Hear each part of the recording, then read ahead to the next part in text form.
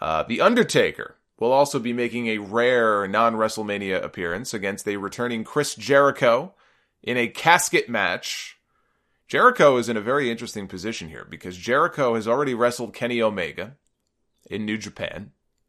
And unless they've already just dropped the entire idea, I would still think at some point in the next few months he's going to have a match with Naito. And sandwiched in the middle of these two matches, he's going to have a casket match in Saudi Arabia against The Undertaker. That's a very interesting year for Chris Jericho. Not too many people can claim to have done that. Now, this is not the first time that these two have wrestled. They had two matches on SmackDown, one in late 2009, another a couple of months after that. Originally, this was announced as a casket match between Undertaker and Rusev. And everybody pitched a fit. They were talking on, all I saw on Twitter, people, they're literally going to bury Rusev. Even Rusev played into it. He tweeted out, "Bury me softly, brother." That was his tweet, "Bury me softly." Of course, all of these people are now taking into account the fact that a match with The Undertaker would be considered a pretty big frickin' deal, no matter who you are. Whether you're losing, whether you're winning, and of course, you know, you're gonna lose. Somebody like Rusev is not beating The Undertaker. It ain't a bad spot to be in. But he and Lana went and they shot their mouths off in this interview with TMZ. He called Undertaker, and I'm paraphrasing here, but he basically called him an old man, and it's time for him to step aside, and all these, other things. And Michelle McCool, Undertaker's wife, got wind of this, and she didn't take very kindly to these comments. And then, lo and behold, about a day later comes the news that Chris Jericho was replacing Rusev in the match at the event. Now, I don't buy into this idea that this is all part of the plan. I know it was Meltzer, whoever said, this is all part of the storyline. All the Rusev stuff is all storyline. I don't buy that. I don't buy that all of it is part of the storyline. Okay? And really, those comments he made to TMZ, I don't think that there's anything wrong with those comments that he made. I really don't. He was being a heel. It kills me that people are not allowed to be a heel in 2018. It's not even like he crossed the line, like he used a bad word, or he didn't cross any line. He cut a heel promo on The Undertaker.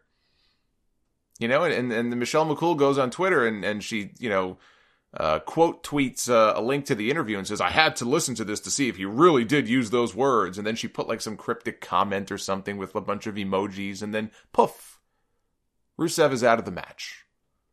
But there was nothing wrong with what he said there. Now, the tweet about "bury me softly, brother," I mean, it's like poking the bear. That might not be the smartest thing that he's ever done.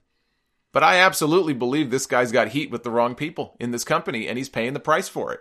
Even if they are playing up some of these stories and stuff. And I don't think he is leaving.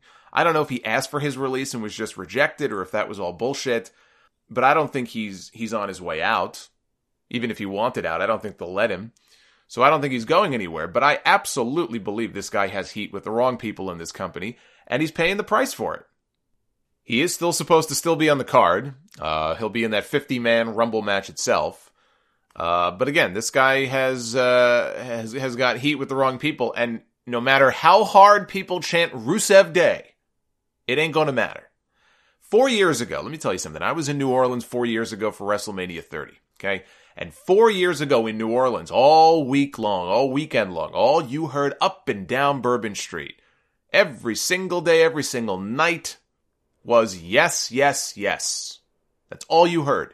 This year, 4 years later, it was Rusev Day. Everywhere you went, Rusev Day, Rusev Day, Rusev Day. The guy is over. Losing to The Undertaker would not have hurt him. Not wrestling The Undertaker won't hurt him. Doing nothing with him is what will hurt him. Not capitalizing on it is what will hurt him. And we'll see where he lands with the shakeup this week. Because I think a move to Raw may be exactly what he needs. And hopefully with Aiden English in tow. I would hate to split the two of them up. Especially for Aiden. Aiden's got a good gig right now too with the whole Rusev Day thing. But that may be the best thing for him.